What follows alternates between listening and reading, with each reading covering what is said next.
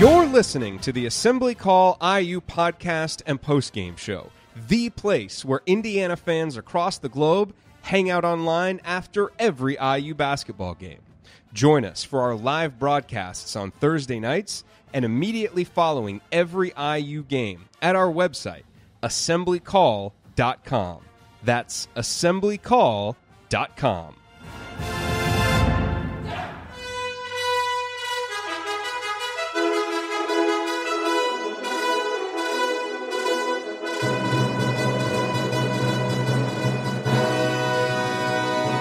And welcome, Hoosier fans, to another victorious episode of the Assembly Call. As tonight, your Indiana Hoosiers win 89-72 in their first-round matchup in the NIT over St. Francis. And the Hoosiers will now go on to play the winner of Providence and Arkansas. We don't know exactly when, although it did sound like it might be Thursday night. We will wait to see. But the Hoosiers, after a sluggish start in the first half, turn things around in the second half, get the win by about the margin most people expected that it would be. And we're going to break it all down for you in this edition of the Assembly Call. I'm Jerod Morris. I'm here with Andy Bottoms and the coach, Brian Tonsoni. And let's start this edition of the Assembly Call the way we start every edition of the Assembly Call, and that is with our Hoosier Proud banner moment. And for the banner moment in this game, I'm going to go back to early in the second half because, you know, that first half was terrible, and we'll talk about it. Indiana was down 40-34. Really, for the most part, had played like a team that didn't really have a whole lot of interest in being in the NIT. But to their credit, they really came out with a different mindset and a different approach in the second half. And so, you know, the exact moment that I'm going to pinpoint here is at about the 17:38 mark of the second half. This was the fourth possession of the second half. Devontae Green had missed a three. It was a good look, but he missed a three. Justin Smith with some nice hustle to tap out a rebound, kind of a Zach McRoberts type play by Justin Smith. Juwan Morgan grabbed it, went strong, really attacked the basket. It put Indiana up 43-42. Indiana would not give up the lead again. And the Hoosiers scored 9 points on those first four possessions by going inside. You know, even the threes that they took, they were inside-out shots. But the Hoosiers really came with an approach to get the ball inside, take advantage of their strengths and the weaknesses of St. Francis. It led to a 16-5 start to the second half, and it really kind of felt like Indiana cruised from there. Not that they didn't keep playing hard, but they kind of took control of the game and kept it. And what I really liked about what we saw there, you know, in addition to what Juwan Morgan did, I mean, he kind of came out with a mindset that I'm going to dominate, and he did, and he was clearly the MVP for Indiana in that second half, as we'll talk about. But we saw a number of things from guys that we're going to need to see next year. You know, we saw Rob Finney creating and having a much better defensive approach on the other end to shut down King, who had really burned Indiana in the first half. We saw Devontae Green being patient, you know, taking good three-pointers, not forcing things. As I mentioned, you know, we saw Justin Smith hustling and being aware. Those are the type of plays that you see from him when he's locked in games like Michigan State, but are too few and far between, and we saw that. And so it was nice to see that at the start of the second half. It really marked a stark contrast to how Indiana played in the first half, and that's what propelled Indiana to the lead and ultimately to the victory to move on to the second round of the NIT. All right, tonight's Hoosier Proud banner moment brought to you, as always, by our friends at Hoosier Proud and Home Field. At homefieldapparel.com, you will find the comfiest and most unique licensed IU apparel that is available anywhere. And at HoosierProud.com, you'll find great state of Indiana-themed apparel while sending 10% of your purchase to causes around Indiana, like the Hoosier Veterans Assistance Foundation. Both brands were started by an IU grad, and all Hoosier Proud and Home Field apparel is designed and printed out of Indianapolis.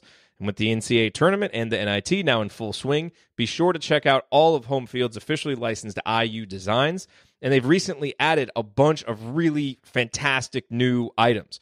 They've got a Tri-Blend Bison t-shirt. We've told you a lot about the hoodie, which has obviously been great for the winter, but now with the weather hopefully starting to improve, you can get the t-shirt so that you can wear that comfortable Tri-Blend material with the awesome vintage IU Bison logo year-round. It's a big freaking deal. It is a big freaking deal, as chat mobber Megan said. And in addition to the Bison tee, there is also a hoodie version of the Script Indiana design and a sweatshirt version of the sneakers design. Can a brother get some coupons? You absolutely can. Use the promo code ASSEMBLY at checkout to get 15% off your order on either site. That's promo code ASSEMBLY at HoosierProud.com and HomeFieldApparel.com. All right, well, it's time to move the ball, find the open man, pound the ball inside the paint. Let's get some opening thoughts from the rest of our team. We will start with Andy Bottoms. Andy, your Bottoms line on, hey, finally a first-round NIT victory for us to cover here on the Assembly Call. God, what a terrible sentence that was. I know. Yeah. That's not one you want to have kept in the holster for a while to get ready to. That's not. That's depressing. Just forget I said that. Yeah, that was not your best work. Anyway, no, it was just that the first half was frustrating. I mean, you're playing a team that doesn't have any size. Their big guy got in foul trouble pretty early, and then IU, hurled up 13 threes and really took the shots that St. Francis wanted him to take, and it came out a little sluggish. Played well for a stretch, got up 9, and then gave up 27 points over the last 9 minutes of the first half. It just looked really disengaged. Seemed to kind of start to coast when they got up those 9 points, and you certainly saw them come back out in the second half, concerted effort to really get the ball inside, drive the ball, because that was evident in the first half. Anytime they wanted to drive the ball to the basket or get the ball inside to Juwan or Durham or anybody, they could have done that whenever they wanted to. And I think they ended up with about 40 points in the paint, I believe, in the second half, or 38 or 40. I think that's 16 at halftime, finished with 56 for the game. And once they did that, they were able to really, take control of the game. And St. Francis for a while only scored on 3-pointers in the second half. They only made 3 2-point shots in the second half. For a while, they had only scored threes, maybe 5 straight baskets, but those were spread out, and the defense got a little bit better, and it really just took control. So solid game from Juwan Morgan with 28. The Wilson basketball apparently is the key to his success, and I thought Al Durham, I'm sure we'll talk about him, played really well, was just aggressive and took what the defense was giving, and I think that was something that in the first half IU got away from, allowed themselves to get sucked into a little bit more of an up-tempo game than probably what they wanted to play, and took some bad shots. And the one thing I will say in looking at the scores across the NIT, almost everybody who was seeded highly fell in the same boat. There was a lot of close games or teams losing at halftime. I think Clemson, NC State, even UNC Greensboro, I think was close early, and those were some of the teams that were top seeded. So not making excuses for IU by any means. It wasn't a good first half performance, but I do think as you look down the list of teams playing in this situation, there's a little bit of getting yourself, working through a couple of things before you really get to a point where you're engaged in the game the way that you need to be. And hopefully IU's got that out of its system, because whoever they play next will be a tough one. All right. And now we will go over to Coach. It's Tonsoni time. Coach, what's on your mind after this IU victory? Well, I'm going to focus on Devontae Green. I've been very critical of him most of the year. And I think tonight, the way he played and the way he's played down the stretch has really been a boost for Indiana. And in the first half, that was sluggish. I thought he was the one who really came to play. And I said this on Sunday when we were on the show. You like all these guys, but you can be critical of them at times. And so now's the time to be praising Devontae. His numbers, he didn't make a lot of shots. He was 4 for 13, had 12 points, but the 6 assists to 1 turnover, or 6 assists to 2 turnovers, is an excellent 3-to-1 ratio for a guard. And he's added some 3-point shot ability down the stretch, and that's good to see. He's got another year. We hope that he's back and can provide some offense for the team next year. But I've been really pleased with his approach, and he hasn't been making lackadaisical passes. He's gotten beat a little bit on defense, but everyone does at times. I thought his attention on defense has been better lately. And so I thought this was one of his better games. We could all point to the game against Ohio State when he scored in the mid-20s. But tonight I thought he was I'm afraid to say, calming part of IU for the first half. I don't think I just said that. Things are so weird this season. Just say it. And so I thought that he kept us in the game in the first half, and then Morgan takes over and Durham takes over in the second half. We get better efforts from the other guys in the second half. And the one thing I will say is that what we saw tonight has been indicative of the season, is a team that's got some talent, got some ability, but they're not self-starters. And that puts a lot of pressure on Archie and the staff to do that. When they get a big lead, they let down. When their backs against the wall in the Big Ten tournament, they don't play with ease and poise. So this team is who they are, and we're glad to still be playing. Let's talk about Archie a little bit, because I thought overall this was a really well-coached game. And here's what I mean by that. I thought Archie had to be as nervous as everybody else all Indiana fans about how the team would come out and approach this game. And St. Francis jumped out to a 7-2 lead. He called a timeout immediately. And the guys really responded to it, went on a 9-0 run, I think, right after that, and kind of got control of the first half before they fell apart again. But I thought that was a real important early stretch, because if Indiana doesn't have that stretch and kind of the 5, 6, 7 minutes where they really played well in the first half, who knows what the deficit is. And I thought, at the end of the first half, it was interesting that he got that technical. It was kind of an oddly timed technical right before halftime, and the call was kind of questionable. But what I wondered is, him getting that, showing that fire before you go into halftime, does that then lead into some kind of fire and brimstone speech there at halftime? Or, whether he did that or whatever, he got the team turned back around for the second half, whether that was him or the leadership or whoever. And I thought they had a much better approach in the second half of pounding it inside. And I have to think that was the approach coming out in the game. And Indiana did that some, but Juwan Morgan missed 3 really easy layups in the first half, and we just settled too much. But I thought, and maybe part of it is, playing down, our offense tends to do a little bit better when we're playing down there by our own bench. But I just thought overall, Coach, that first half was so disappointing. But I thought Archie really kind of navigated the choppy waters well. Like in the second half, he stuck with guys a lot longer. He didn't play Duran Davis, who I thought was terrible in the first half. He had a shorter bench. He made sure that Zach McRoberts got out there early to get some energy. I thought in kind of a tough, tricky spot, I thought he led his team in a really strong way today, like on the court in some of those moments. I tend to agree. I thought the early timeout was important as well. I think it was either 7-2 or 9-2, and he takes an early timeout, and then Indiana goes on a run to build that lead for a while until it was a 20-12 or 20-14, and then it turned back around. But I think it was a sign more of frustration than anything of trying to get the team going. You've had a team that's lacked a little of competitive fire. They've been up and down. And you don't make the NCAA tournament. You come out at home in a game that you should be winning. You have to take a timeout early. You give up the lead late, and then you don't get a call. I think that just builds up for coaches as well as it builds up for players and fans too. And Archie just had enough at that point of everything in basketball. And I think he just went after the official. And we get that way as coaches. When you have to be the coach, the locker room police officer, you have to be the motivator, and you have to constantly take timeouts to get your team to play well, and then go in and make halftime adjustments to get your team to play well.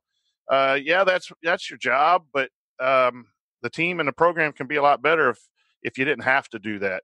And I think that was just a sign of frustration, and probably good for him to get it out before halftime so he could go in measured and pick out the right words. And obviously you have to say that he did bring out the best in his team. And then kudos to the kids too, because it's tough when a coach gets mad at you at halftime and you're playing an NIT. You can say, hey, we can tank this and not play the rest of the year and go on a little bit of break. But they came back and responded, and that's a good thing to see too. In a lot of ways, they followed Juwan Morgan's lead, who was pretty lackadaisical in the first half, not as focused as he usually is, and he was a much different player in the second half. But Andy, going back to Archie, your thoughts on his performance tonight?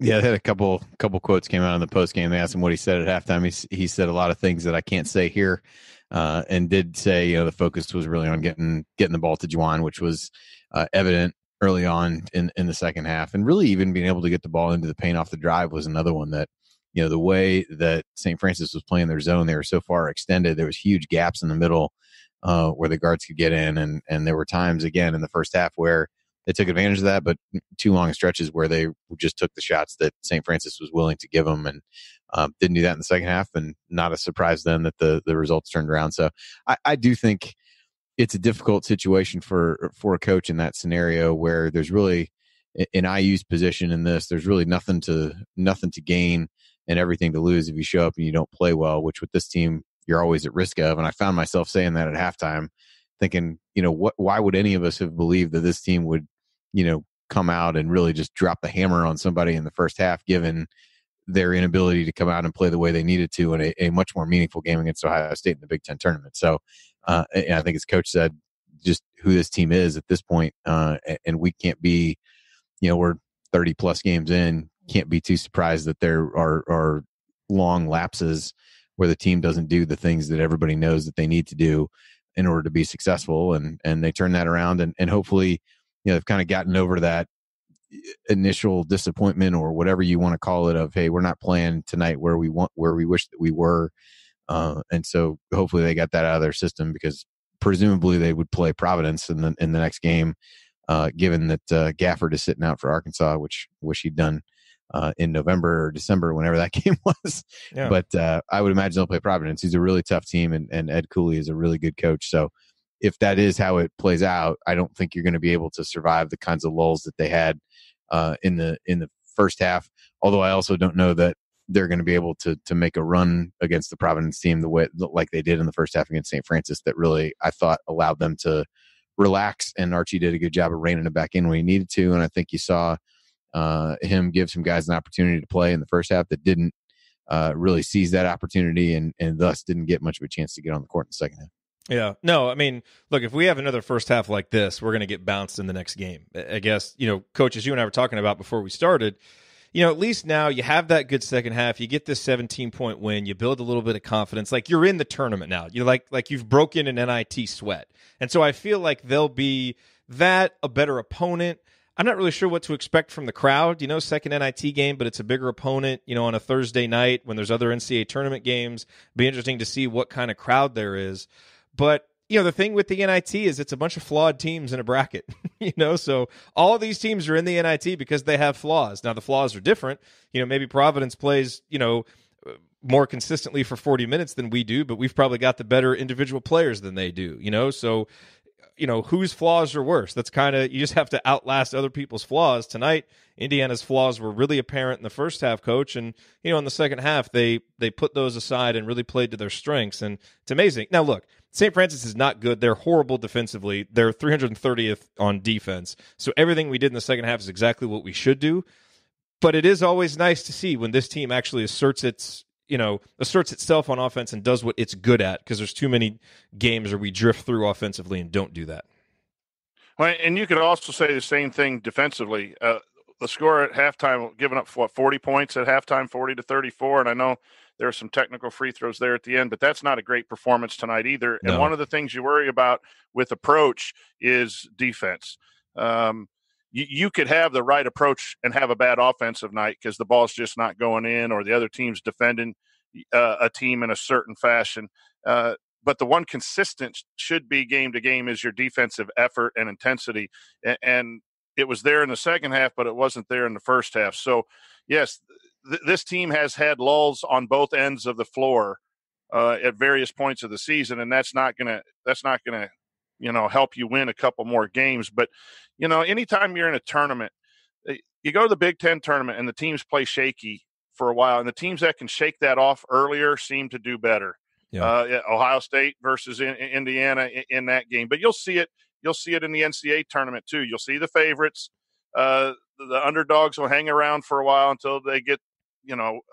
We've always talked in tournaments, it's always good to get the favorite in the sectional, high school sectional, on the first night when they're a little tight and worried about playing. But once that sweat is broken, a team that's locked in will play better. This team has always been up and down in the locked in department, in the mental approach department. And so you got to flip a coin. But if they're locked in, then you'll see some elimination of some of those struggles tonight. If they're not, they'll continue. Yep. All right, coming up as we continue our breakdown of Indiana's 17-point victory over St. Francis, I'll point out tonight's meaningful moment you might have missed, and then we will go inside the numbers to highlight some of the most important statistical notes from the game. You are listening to the Assembly Call. Stick with us.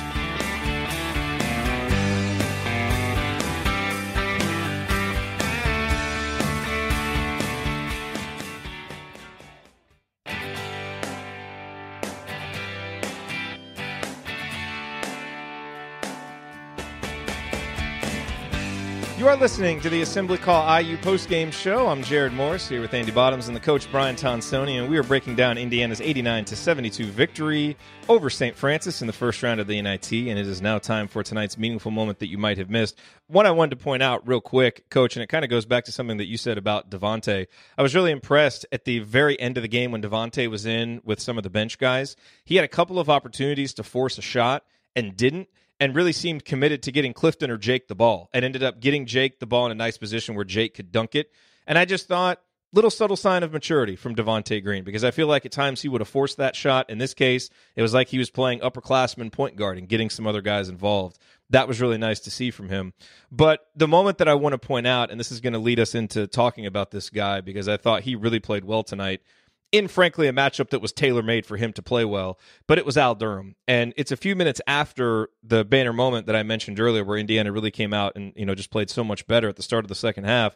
But at the 15:48 mark, and they did, kind of highlight this in the broadcast, but just him hustling in transition. Devontae threw a really bad alley-oop to Justin Smith on a 3-on-1 break. And Devontae in the open court was not good tonight. Some of his decisions, when he was going to the basket, just not good. And that, really had no chance for Justin to make that. We missed it. But because Al sprinted and hustled just down the court quicker than everybody else, he gets the rebound, gets the bucket. It's 48-42 Indiana. And, obviously Indiana is rolling. And the reason that I picked that play out is because it's just indicative of the kind of guy that Al is. Because he struggles at times with his confidence, shooting, his confidence offensively, being willing to drive to the basket. Andy, we've talked about it a lot. And sometimes I think he struggles with his confidence defensively, but he never struggles with his effort. Like, that guy gives you 100% every time, and we saw it again here. And, I think one of the reasons for optimism as you look toward next season is that a guy like Al Durham, as he becomes an upperclassman and his body develops more and his confidence develops more, and he's now in his third time around going through some of this stuff, and his skills are getting better because his shot is getting better. You combine that with the approach that he brings to the game, the guy's going to be a good Big Ten player. He may never be an all Big Ten player. He may always be a little inconsistent with his scoring, but that guy's going to be a good player. And tonight, we saw a guy who, again, in a matchup tailor-made for him, every time there was an opportunity for him to drive, he took it. And so, I want to praise him for that hustle on that play, but also just overall his approach tonight. He was one of the guys in the second half. If you couldn't get it inside to Juwan, then he was just going to take it himself. And he even did it in the first half some when other guys weren't. So I thought this was a really good game for Al. And I think this NIT, in terms of how important this can be for individuals, I think this tournament has a chance to be a real nice springboard for him into next season, because I anticipate a really nice junior season from him.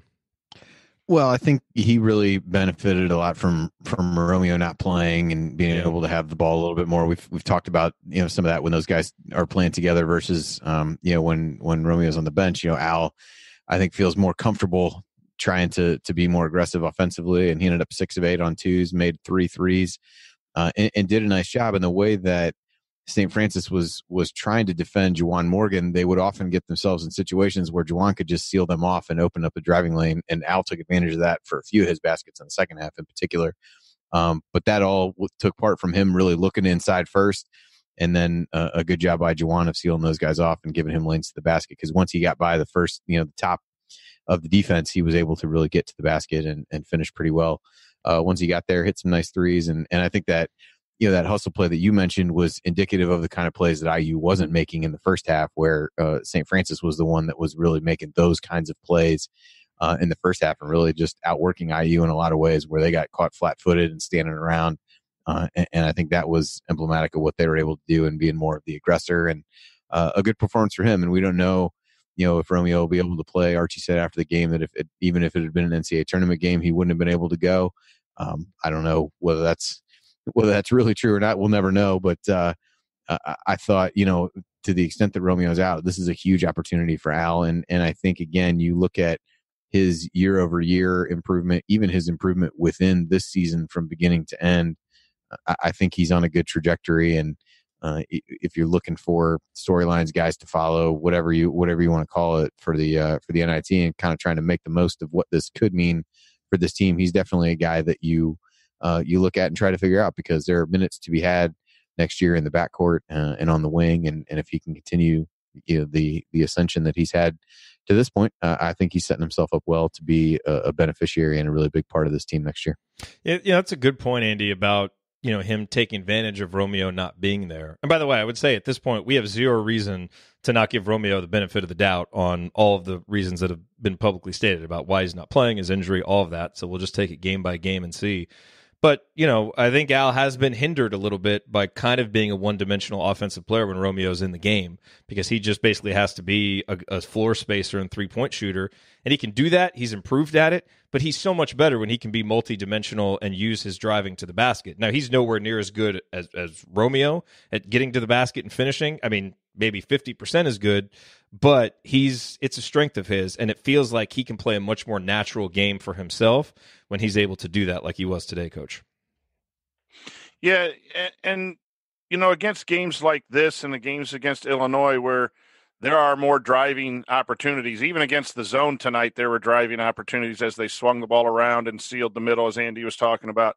But that's the way good offense is designed.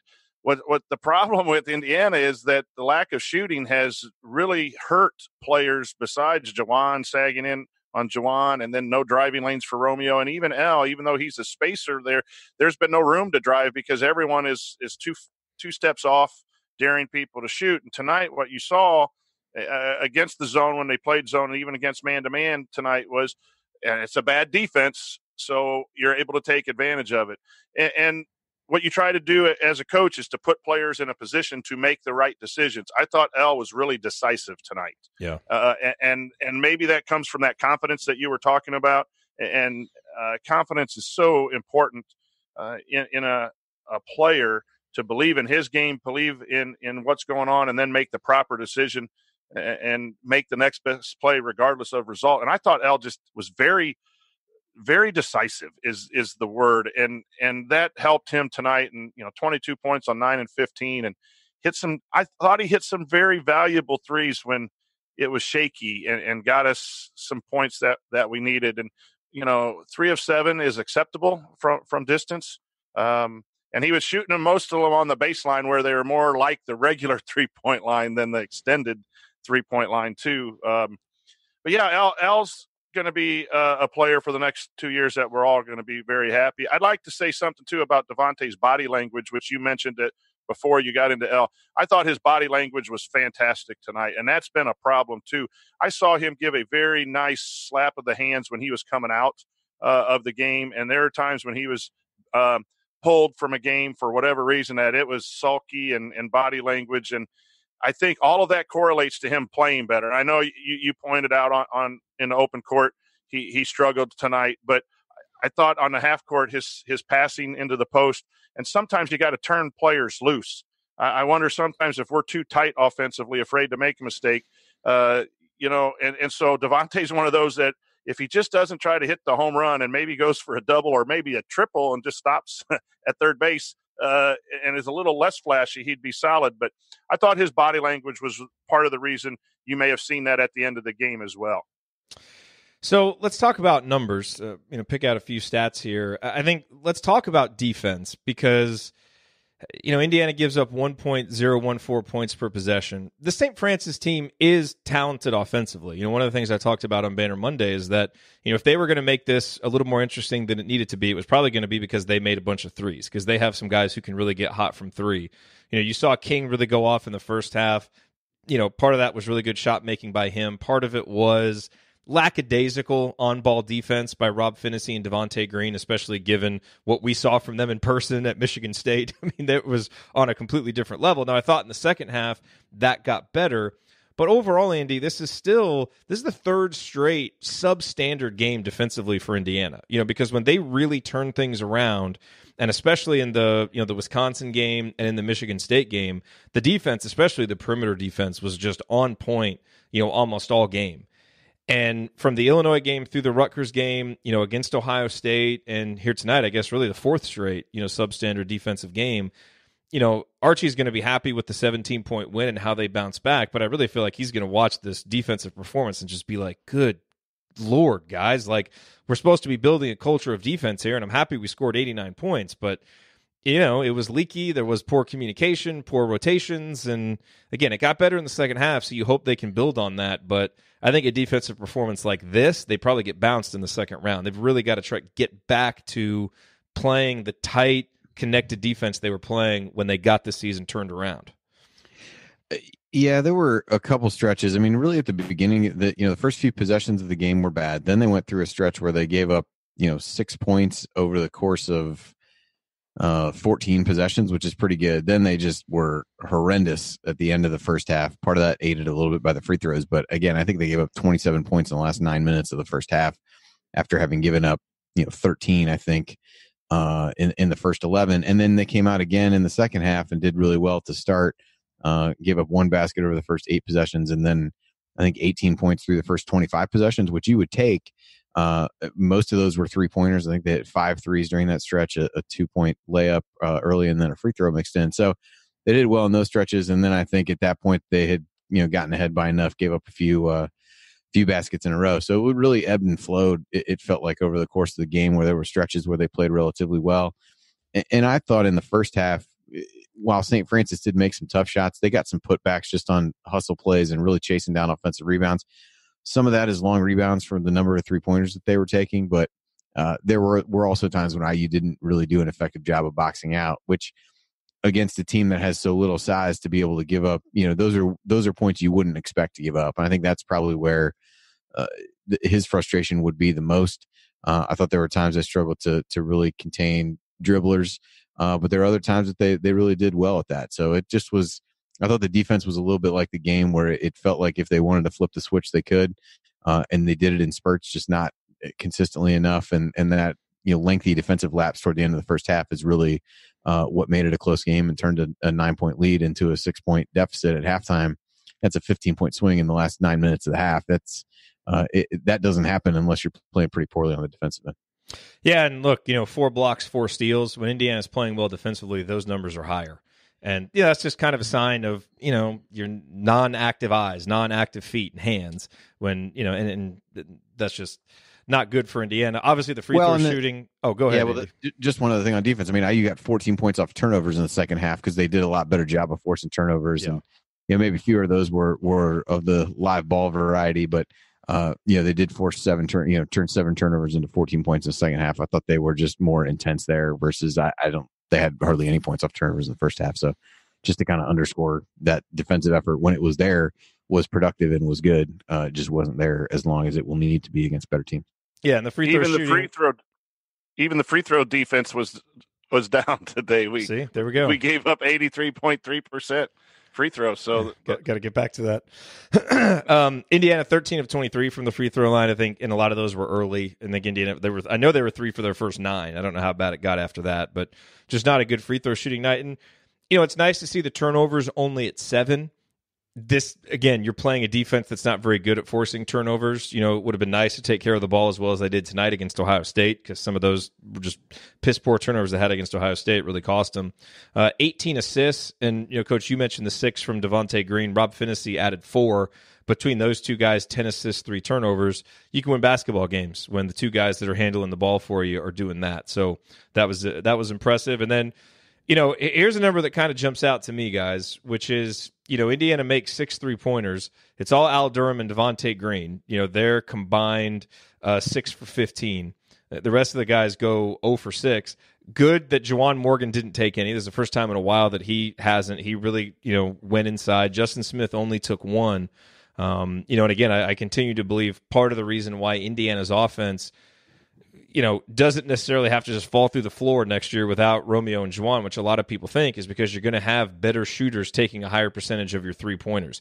And tonight, the percentage wasn't very good, because, Demezi couldn't make one and Fitzner missed and all that stuff. But having a higher concentration of your 3-point shooting in the hands of Devontae and Al is a much better formula for actually using the 3-point line efficiently, which Indiana hasn't done this year.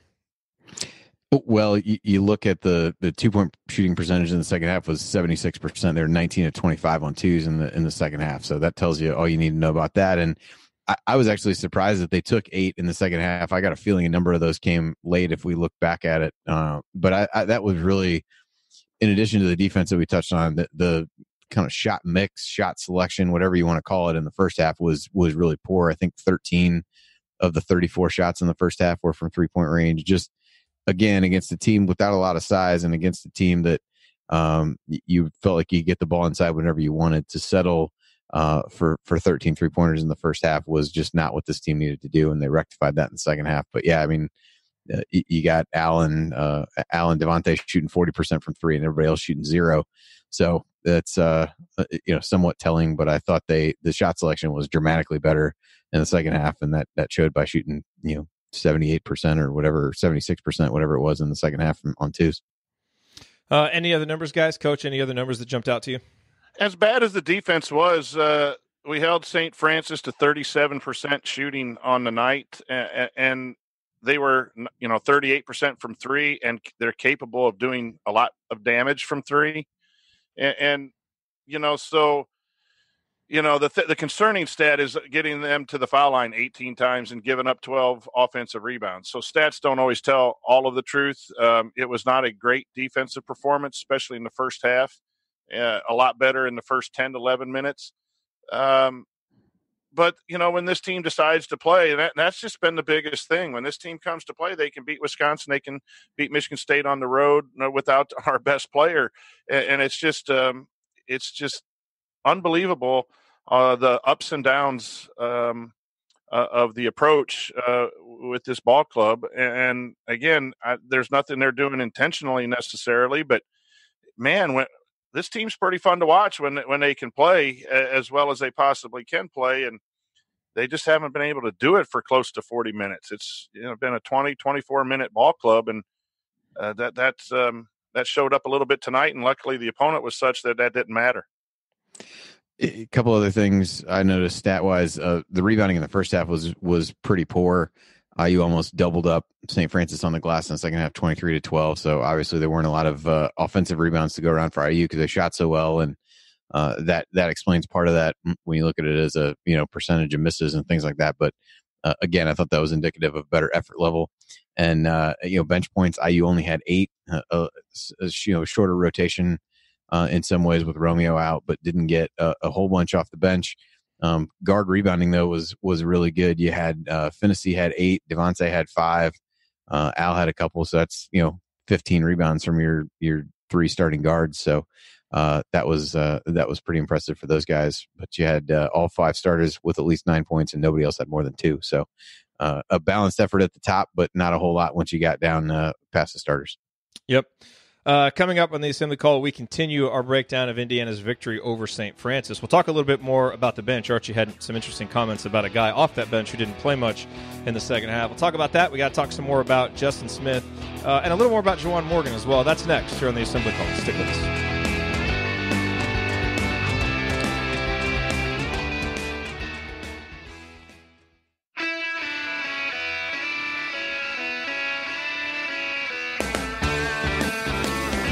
You're listening to the Assembly Call IU postgame show. Catch us live immediately following every IU basketball game, plus every Thursday night at our website, assemblycall.com.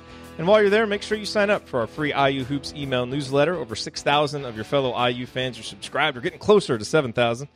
So make sure you get on that. It'll make you a smarter and more well-informed IU basketball fan. I'm Jerod Morse. I'm here with Andy Bottoms and the coach, Brian Tonsoni, breaking down Indiana's victory over St. Francis. And guys, Andy, you talked about how the bench really didn't contribute tonight. And, I really thought this was a game where the bench would contribute because I thought Deron Davis would be able to come in and just dominate. I figured he would, against a team that didn't have much beef down low, that's so poor at defending twos, I thought he would just have a big game. And he came out and really didn't do much at all in the first half. He had that little fadeaway shot, that there was just no excuse for. And Seth Tower, intern, tweeted, Miller said Deron Davis didn't look very good in the first half and hadn't looked himself the last few days. He didn't see the court in the second half, partially because of that and partially because of Juwan Morgan's dominance. No, I don't know the full context of that. I don't know if he's suggesting that Deron was hurt or not feeling well, but he definitely didn't look good in the first half for whatever reason. And so on the one hand, again, this kind of goes to what we talked about earlier with Archie Miller. I thought he coached a good game. He called a good game. He did what he needed to do at halftime. I thought he shortened the bench, in the second half during the critical juncture, and that was good. I didn't think Deron deserved to play a whole lot in the second half, and he didn't.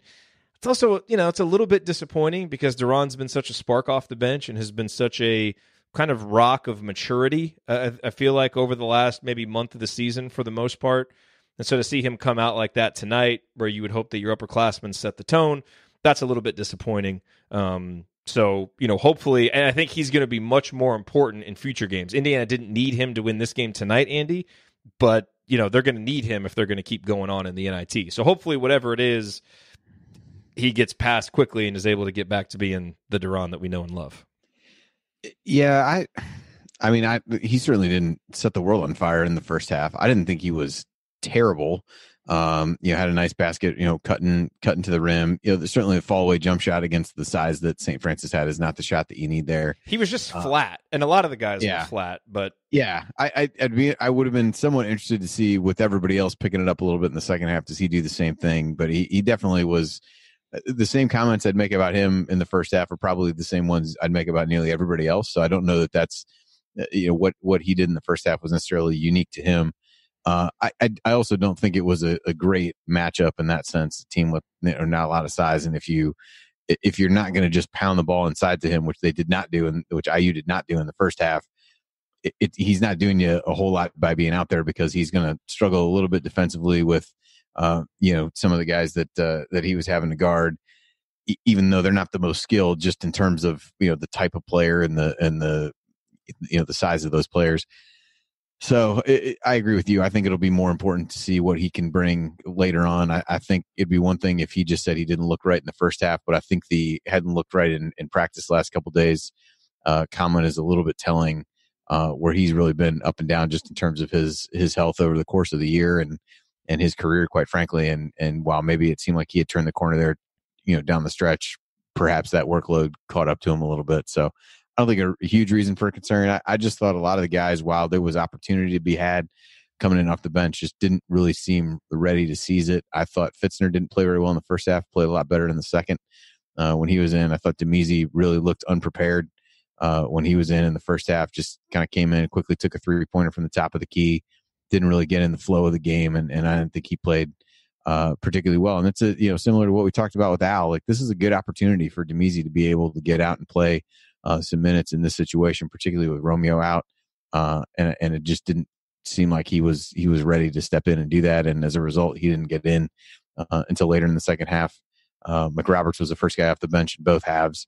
Had a good plus minus over the course of the game. Kind of surprisingly, I think was one of the better ones on the team, and had a few moments and hustle plays and things like that. But you can still see that he's just defensive mobility from that standpoint, still really struggling with, I assume, the back injury and some of the things that have plagued him over the course of the year. Coach, it was kind of an interesting night for Justin Smith. Andy, you texted me in the first half, something about how he was just kind of coasting through the game, and it certainly felt like that. What's interesting is that, I thought he looked better to me in the second half. Like, he looked more engaged, as the entire team did. His stats were actually better in the first half. He had 6 of his points in the first half, 5 rebounds, had a couple of assists. So he actually acquired more numbers in the first half, but I thought his play overall was better in the second half. And I liked his approach, Coach, in terms of, not settling for 3-pointers, getting back to doing Justin Smith things, which is getting offensive rebounds and running the floor hard in transition. And there were opportunities for him to do that. And I think at times he gets maybe frustrated in games when he doesn't see those opportunities. But he's such a good finisher in transition. So it's nice to see him do that. And I hope, if he can kind of bottle that approach, we know he's such an X factor for this team. They're not going to make a deep run in the NIT without him really being the engaged guy that we saw against, Michigan State and in some of those games. So his numbers were good tonight. Was it 10 points, 9 boards? But I thought even more than the numbers in the second half, his approach was just better. His approach in the first half was really poor, and his approach in the second half was a lot better. Got some offensive rebounds that were key. Got out in transition, so it was good to see him bounce back, and it was indicative of the entire ball club a little bit. But here's the thing, and I go back to liking guys but not liking their play. You can't be a 50-50 guy, and when you play 28 minutes, 14 of them are a bad approach and 14 when you're in the Big Ten. You cannot be a 4 or a power forward and not be able to shoot the basketball. Those things are going to have to be corrected. And if they do, Justin's got the athletic ability and the ability to guard to be a really important player going forward, not only in the NIT, but then in future years. But if you're a 50-50 guy where it's one game on, one game off, or one half on and one half on, and you allow the defense to do something totally different because of the inability to put the ball in the basket, that's going to continue to be a struggle for that young man. And we hope that he gets in the gym in the summer and develops at least a little bit of that.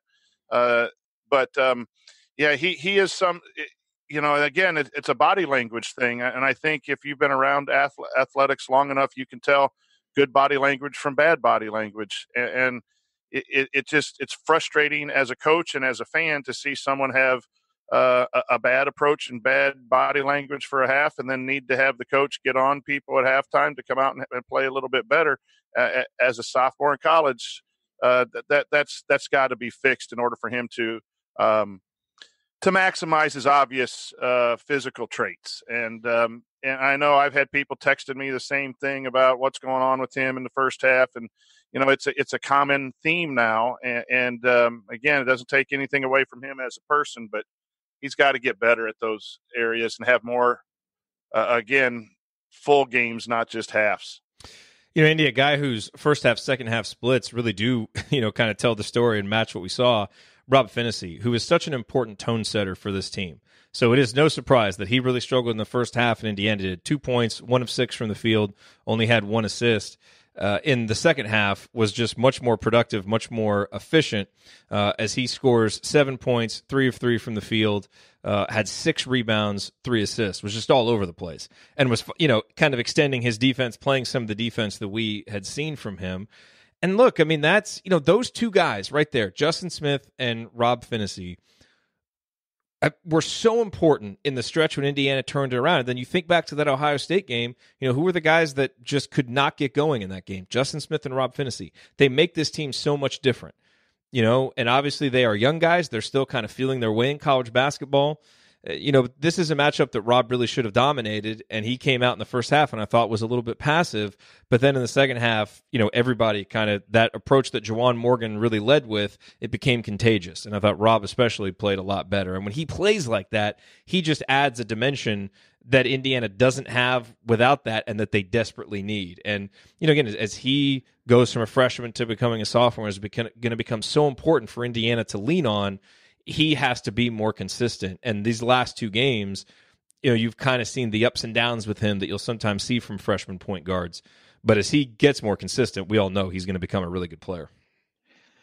Yeah, I was surprised to look back at the stats and see that he shot the ball 6 times in the first half. He took the 1-3, which was pretty early, and all 5 of the others I feel like were pretty close to the basket, just couldn't finish. And but he was definitely more aggressive defensively, thought really pushed the ball, and was more, I guess, was smarter about the drives that he did take, not just because he, made those shots, but there was the one where, it's him in the open floor and he just kind of blew by everybody and got to the rim and finished there. He seemed more into the game at that point. And, I don't know what the issue would have been with him in the first half, but he only played the 13 minutes. And I think Archie, he was the first guy to come out of the game.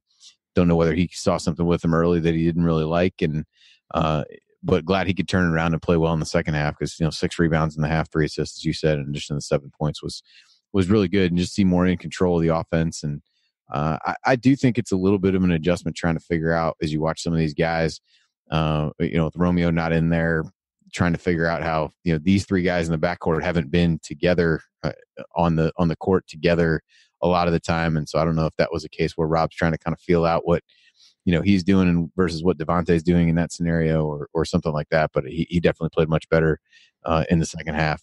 And again, he's a guy that should benefit a lot from getting a couple extra games and these extra practices, especially given the time that he missed earlier in the season. So good to see him take advantage of that in the second half.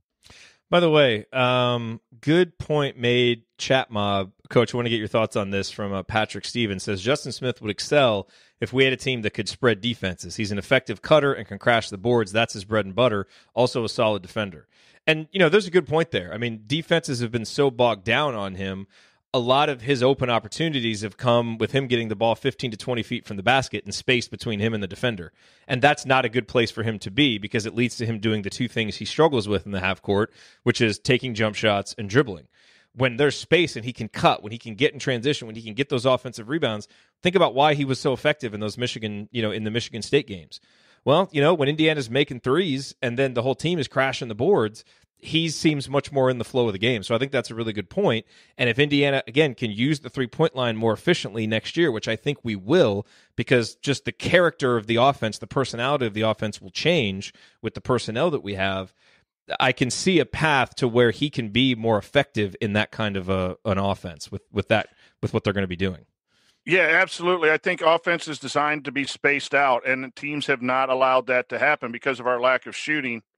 At many spots, Romeo's 27% and Justin's, only hit a few shots. And so the whole defense is compacted even more.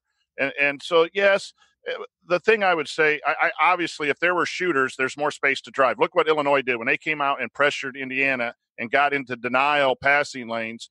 They were late to help, and we were able to slice and dice that for a lot of points. Tonight's defense was not there. As you rotated the ball, we were able to drive. We were able to get the ball inside. The defense allowed itself to get spaced, those two, just by strategy.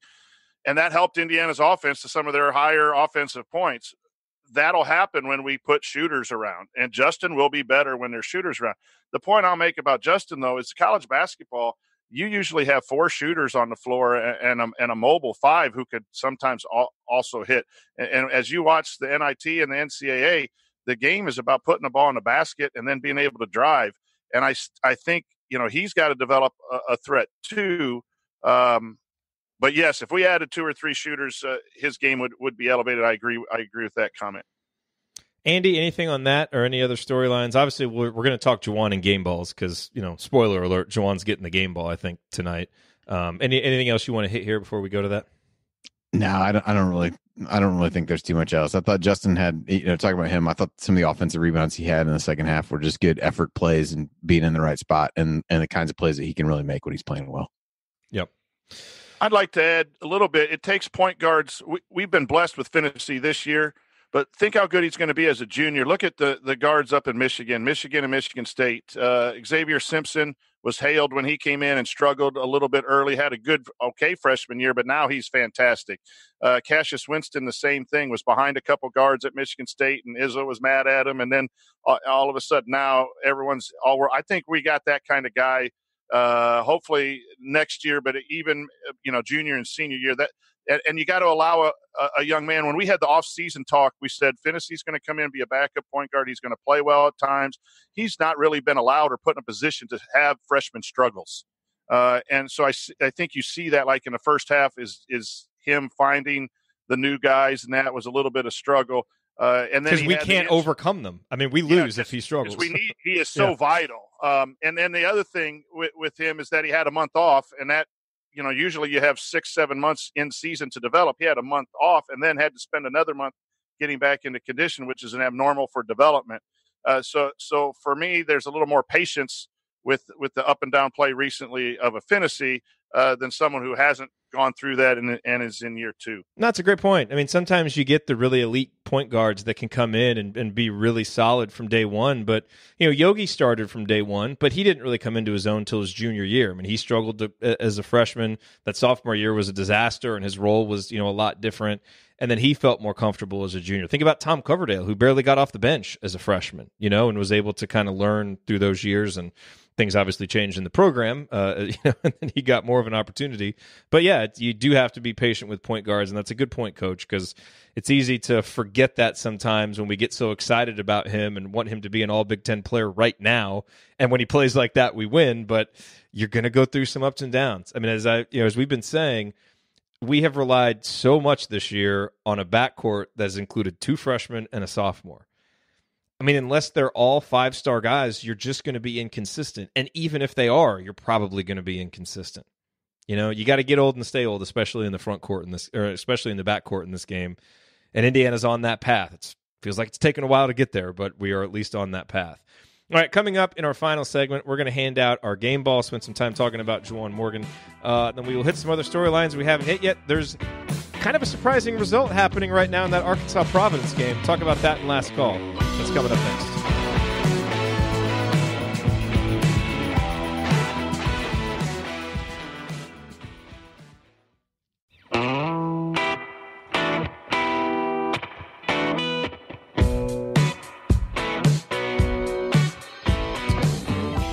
You're listening to the Assembly Call IU postgame show. I'm Jerod Morris here with Andy Bottoms and the coach, Brian Tonsoni, wrapping up our breakdown of Indiana's victory over St. Francis.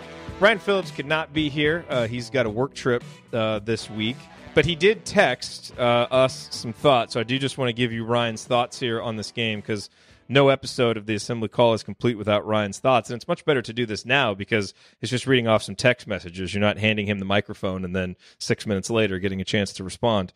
Ryan says, solid win, happy with it. From what I could watch on the plane once they woke up, it was easy. A lot of missed layups early, likely means a lack of focus, egged on by a lack of atmosphere. Once they got the blood going at the half, it was fine. I'm sure Ryan was disappointed in the start time. These odd 7 o'clock Eastern start times, probably really affected both teams. So anyway, those are... Yep, just one of the teams, only one. Come on, dude. No, you come on. Okay, let's hit our game ball. I'll go first. I'm going to give it to Juwan Morgan. And I think it's a pretty obvious choice in this case. I mean, his overall numbers speak for themselves. 28 points, 8 rebounds. He set the tone early in the second half with Indiana down 6. He was 10 of 13 from the field. And frankly, the 3 that he missed, he should have made all of them. Like, it was probably as lackadaisical and kind of carefree as we've ever seen from Juwan in that first half. And that's why he missed those 3 shots. You give those shots back and he does what he usually does with a Wilson ball, which is get over 30 points, and he's, perfect from the field. So I thought in this game, Indiana ebbed and flowed as Juwan ebbed and flowed, and he didn't play very well in the first half. He was outstanding in the second half, and that really led to Indiana's comeback. So I think you can make some arguments for honorable mention, and feel free to do that, guys. But I think Juwan is the pretty clear game ball recipient tonight. And I will throw in an honorable mention to Archie Miller for all the reasons I mentioned earlier, because I thought he called a good game. Andy, your game ball. Yeah, I would go with Juwan as well. As you said, to sit back and 21 points in the second half. I think had both IU made a concerted effort to get him the ball in the first half, and had he taken better advantage of the opportunities he had around the basket, I mean, he could have pushed for 40. I mean, I think anytime they wanted to get him the ball, he could have got it and scored. Given the competition and where he was able to typically set up from a positional standpoint. So I thought really. While everybody went into the locker room with a pretty bad taste in their mouth, I thought he was really the catalyst when they came out of the locker room. They made a point to get him the ball. They did. He responded and played well once he got it. So I thought that was really important. Al will be the guy that I would mention as the honorable mention, career high, 22 points, and really, again, going back to what we talked about, thought he did a great job taking advantage of the additional shots and the additional possessions that he ended up being able to use with Romeo out, and dependent upon how quickly or if Romeo is able to come back. I think you're going to see more of that from Al, because the backcourt already didn't have a ton of depth, and without Romeo, that gets a little bit more shallow. But a good opportunity for Al to really keep the momentum going that he had over the course of the year, and as we head into what will be his junior season. Coach, game ball.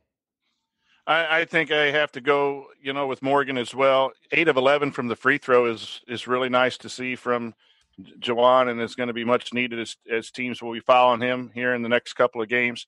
The honorable mention, L has to be up there. And again, I know maybe I'm just correcting my past, but really pleased with Devontae's approach. He's never going to be perfect. He's going to give up drives, and he's going to be sloppy on alley-oop passes and all that kind of stuff. But I think he was aggressive, and he was into the game for the right reasons. And I know I've caught some grief on Twitter about, it's an old man's comment about playing for Indiana, and it's not what kids do this day. But I still hold out hope for the fact that kids want to come to a school and play for a school and win for a school, and then their development is part of that as well. And I don't apologize for wanting that.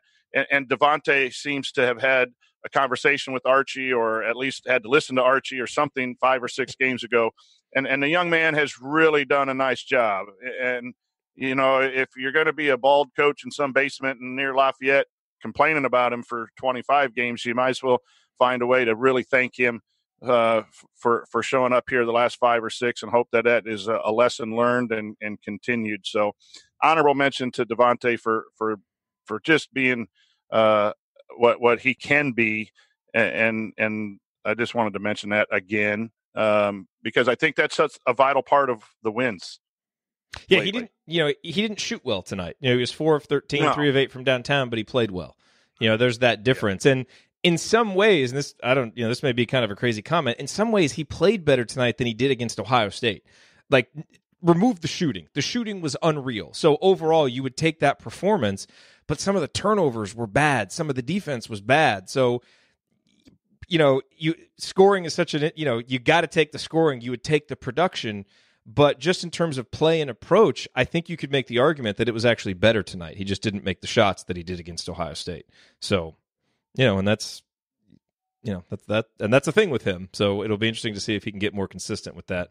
So Arkansas is up by 11 at the half over Providence, which is interesting. The Gaffordless Razorbacks. Do you guys have a preference? Would you rather play Arkansas without Gafford? And obviously, when most people listen to this, will know the result of it. But I mean, this is usually when we preview. Do you have anything to say about either one of those opponents? Is he sitting out because of the NBA, or is he hurt? Or... No, it's NBA. Yeah, Okay. I would probably rather play them. I mean, I know they had a few other good young guys there as well, but I think that feels like I just think Ed Cooley's a really good coach at Providence and got some tough guys typically, and they've been up and down, but have shown some ability to really come out and play well in some of the Big East games they had. They were not really on the bubble; they were kind of there for a little while. Certainly more so than I ever felt that Arkansas was, who had a couple good wins, but probably not helping Providence that they're shooting a cool 0 for 11 from 3-point range in the first half of that game. Here's the other thing too. When you have a star like that's out, you can rally the troops, and sometimes the first game is the best time to rally the troops, and then all of a sudden the second game you miss them a little bit more and can be taken advantage of, especially if you have 2 road games in a row. In that situation, and hopefully Romeo is able to come back from his injury and play. Maybe not if it's a 2-day turnaround Thursday. Friday would be a better game time for that to happen. And maybe we've seen the last of Romeo as well if it's a lingering situation, and we just got to go with that right now. But I think I'd rather play Arkansas. So schedule-wise, we don't know when this game will be played because the second-round NIT games can be anywhere from March 21st through the 25th, I think. So there's a wide range, but it did kind of slip on the broadcast that Indiana would play Thursday night. So obviously that's when we normally do Assembly Call Radio. So we would the post-game show would be our show for that night. If they play at a different time, then we'll do Assembly Call Radio Thursday night, and then the post-game show whenever it happens. Interesting to see what kind of live listenership there is when there's also NCAA tournament games going on. But our audience is awesome. We got a lot of people watching live right now, and so we anticipate that a lot of you would be here with us because you're great.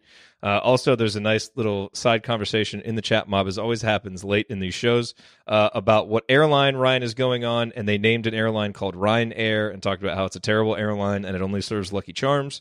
And there's a great quote from Aaron, and I want to get your guys' thoughts on this, who says, the real Ryan is a good guy, but very punchable and teasable. Punchable and teasable, are those adjectives that you would say are accurate adjectives to describe Ryan?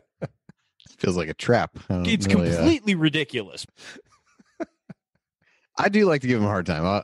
I think anybody obviously knows that. We definitely gave him a hard time when we were all together. The teasable part, for sure. I don't know that I've ever wanted to punch him. At least not when we were hanging out in person. Maybe sometimes on the show. I would end up punching my computer. So yeah, but in person, I don't know that I've ever felt that. But no, not in person. Not in person. No, he's great, and he'll be back next week. So if there's shows next week, he'll be back. But off doing some work stuff, gentlemen. Anything else you want to discuss? Do you guys have any updates on where you're now ranked in the bracket matrix after the results are in? Has that been updated yet? Or are we still awaiting? I think it's not till tomorrow. I want to say. I think he said it'd be updated on Wednesday. We're knocked off the pedestal. You guys aren't going to be number one anymore? You got to get back? No, we're going to be down the rankings. Are you going to go in and do a little Bobby Knight speech for your guys? Tell them, you will not put me in that position again. I had to sit around in 20th place in this freaking league. No, the guys. If you're not going to seed correctly. Yeah. That's what it was. We had 67 to 68. We just made more one seed line choices than correct choices this year. We were like 7 off of our average. We averaged about 44 correct in the first 3 years. We only had 37 correct. And we made 2 big decisions late involving 6 teams. I mean, late, like Thursday night when we had our big meeting. And all 6 of those missed by 1 seed. If we'd have left them alone, we would have had 12 more points and been close to the 350 mark where we had been. So when I talked to the kids, they were all shocked and hurt and embarrassed and where we ended up. And I said, gentlemen, we were just a couple of decisions flipping a coin from being back to where we were. So the process was great. The support is great. Our Twitter followers are great. Thank you, Jerod, for the pizza on Sunday, and Andy has always been great as well. So yeah, we're going to be knocked off the pedestal a little bit, and maybe that's good for us to be hungry again. To be hungry again. Hungry again. There's a lot of people that do a lot of good stuff and a lot of great bracketologists. There's a huge interest now, and a lot more information, and what got us the recognition. We stuck to our criteria, and the committee changed a little bit too. They went away from just raw wins a little bit to some other things, and so we learn and move on from here. Libby Torfey said in the chat, Fish said in his sign-off, it could be either Thursday or Friday. So we will just await word on when the next game is. Andy, anything else that you want to say before we get to last call? No, I don't think so. I'm proud that we've gotten this much out of an NIT game, so good for us. Yes, very, very good for us. You're listening to the Assembly Call IU postgame show. Remember that because you're an Assembly Call listener, you get 15% off your entire order at HoosierProud.com and HomefieldApparel.com.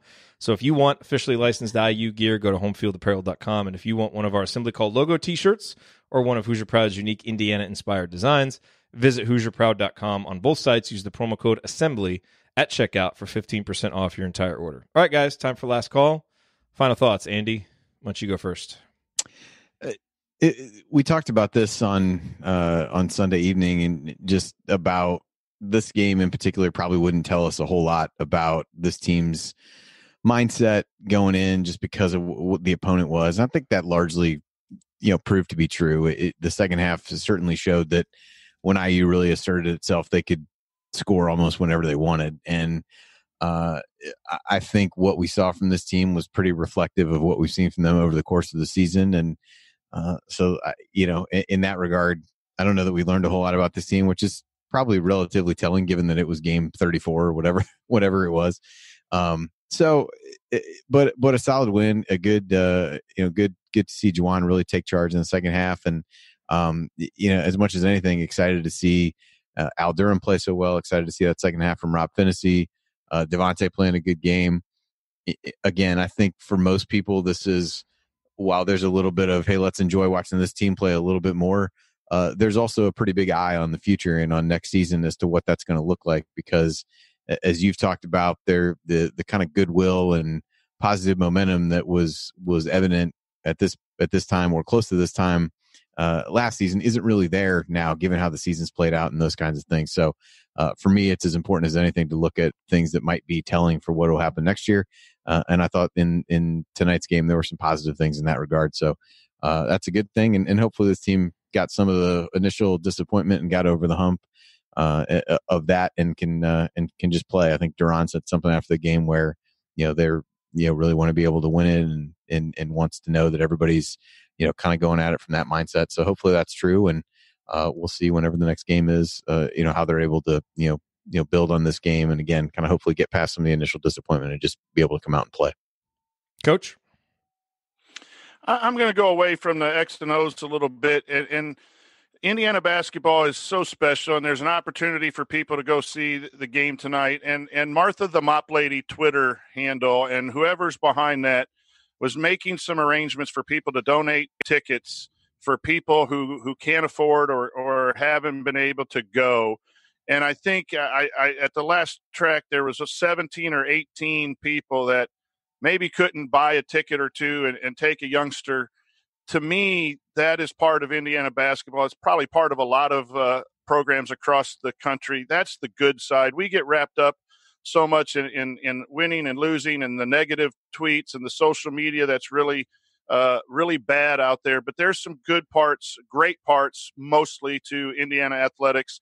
And I'm really proud to be part of a school and a fan base that sometimes gets a bad rap. But whoever's responsible for that website and getting people into Assembly Hall to appreciate Indiana basketball, that's what we all need to rally around and have more of and support the guys. And like I said, like them, be critical, love them, whatever you want. But that's Indiana basketball to me. And I hope those 18 people walk away tonight with just a great memory of their first time in Assembly Hall. And I just wanted to make sure that was heard by our listeners. Yeah, so now we look ahead to a second-round game in the NIT. You know, I think as Coach mentioned earlier, these tournaments, you got to get through that initial, kind of just part where you're kind of getting comfortable, and the guys probably had to get over the disappointment of not making the NCAA tournament. Now hopefully we've broken our tournament sweat, and we're really, really ready to get in here, because as long as we're going to be in this tournament, let's make a run. Let's go to New York and see if we can win this thing. Obviously, got to win the next game first. We'll see if Romeo's able to play. I haven't had a chance to look at all the Twitter comments or all the post-game press conference comments from what I'm reading in the chat mob. It sounds like Romeo hasn't really done much on the basketball court since the Big Ten tournament. That the back has really been bothering him. So, as I said before, we have no reason to not give him the benefit of the doubt that he wants to play and that he will play if he's healthy. Obviously, we'd all love to see him back, but we all, we don't want him to play if he's not healthy. So hopefully he can get healthy, and hopefully this team plays long enough, that he's able to get healthy, get him back out there at least one or two more times in an Indiana uniform. But, overall tonight, I'm pleased with what the team was able to do. That first half was bad, and if we haven't spent a ton of time talking about the first half. If you want to relive it at all, you could watch it. I certainly wouldn't do that, but go listen to the halftime report. Starkly different tone than what we've had here, and I think that was warranted after what the guys did in the second half, because the way Indiana played in the first half, it wasn't acceptable. It was bad. But to a certain extent, it was understandable, kind of given some of the circumstances. And so, if you can come out and then dominate by 20-some points and take care of business in the second half, you can overlook it a little bit, assuming that it kind of propels you forward and you start playing better in these future games. So, Indiana, because of the opponent and just, I think, the talent level difference, Indiana was able to get a little bit of a mulligan for their first half. They took advantage of it and were able to play well in the second half. And now we hope that they will carry that momentum forward, and that we'll get a good performance in the next round of the NIT whenever that game is. Obviously, we'll send out some tweets whenever we find out about it, and we will look forward to talking to you on the post-game show after that game. But that'll do it for us on this edition of the Assembly Call IU post-game show. If you want to see us do the show live and be part of the live chat, make sure that you subscribe to our YouTube channel, youtube.com/assemblycall. And you can also subscribe to our podcast by searching for Assembly Call wherever you listen to podcasts. And don't forget to go to assemblycall.com or text IU to 66866 to join our free email newsletter. Thank you for listening. We'll be back to talk IU hoops again with you, certainly on Thursday night, either for AC Radio or the postgame show. Until then, keep your elbows in and your eyes on the rim, and go Hoosiers. Thank everybody for coming out. All right, I got to get out of here, folks. Thank you.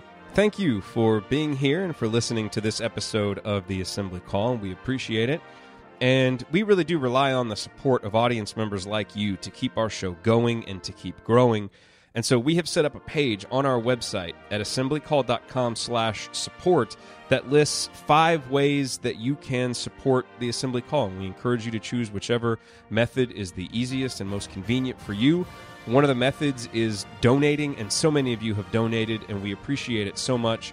On that page, you can choose a monthly recurring donation or an annual recurring donation or just a one-time donation, whatever works for you. And if you don't want to donate, another way to support the show is you can use our affiliate URLs, iutickets.shop or iustore.shop, when you're going to shop for tickets or gear, and we will get paid a small commission when you use those links. But however you support the show, we appreciate it.